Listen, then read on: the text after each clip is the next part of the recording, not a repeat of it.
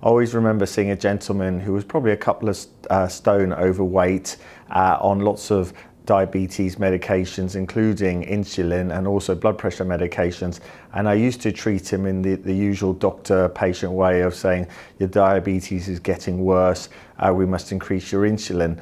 And I then did a bit of coaching myself, and I saw this chap and I said to him the next time I saw him, what would you like? What's important to you?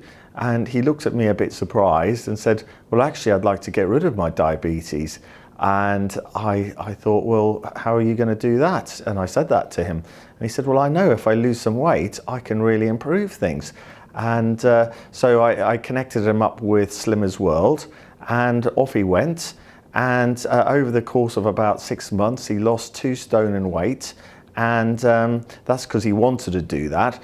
And he came off all his treatment for blood pressure, all his insulin. And the sad thing was I was really fond of him and I hardly ever saw him again because he was actually better.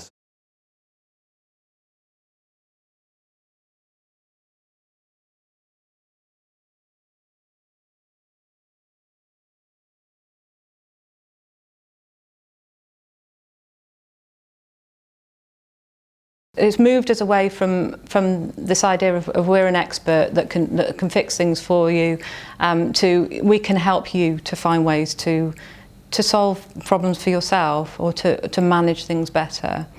And I think that actually cultivates trust in the relationship, actually. I think that people feel more listened to, empowered, as I say, and it engages them in the process, which is what we want them to do. This then gives them long-term solutions and less dependency on other people. It perhaps improves their confidence, in their ability to influence their health. Some of the quotes we've had from patients is, I see lots of very skilled health professionals, lots of really good doctors and nurses, but nobody's ever taken the time to listen to what I actually want. A lot of evidence shows that if somebody's emotional well-being is better supported, their physical health actually improves. So I think better conversation approach to actually starting to listen to people and not doing to, but actually doing with them is probably the way to go for everybody. One of the members of staff came back to me after she'd completed an assessment for a person. He is not very forthcoming with professionals because he's been dictated to. After being in psychiatric hospital for many, many years. So he does not believe that they listen. This time she used this new tool and found out that he really enjoyed gardening. And what was the interesting thing was that he was in a residential placement that didn't have a garden.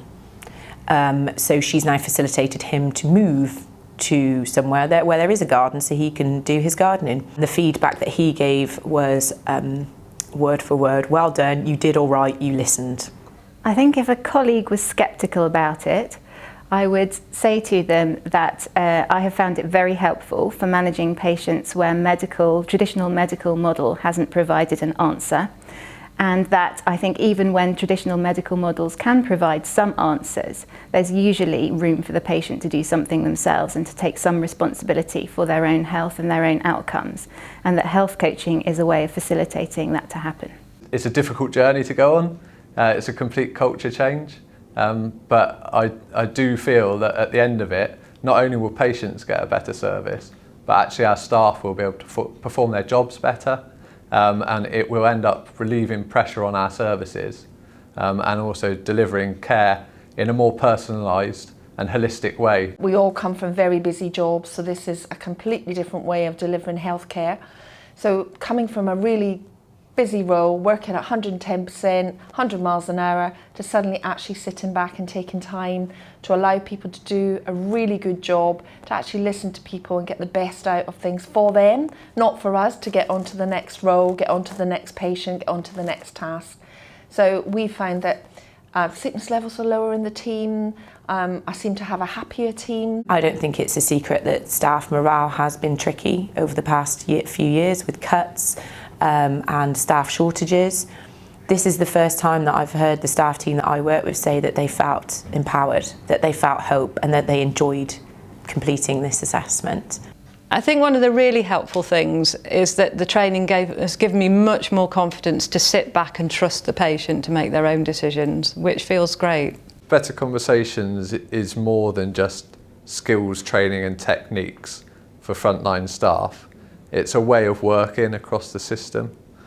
It's patient empowerment, it's partnership, it's giving those patients a voice and us truly understanding them, and then working with them to create a suite of services and support offers that delivers for that person in their very individual life.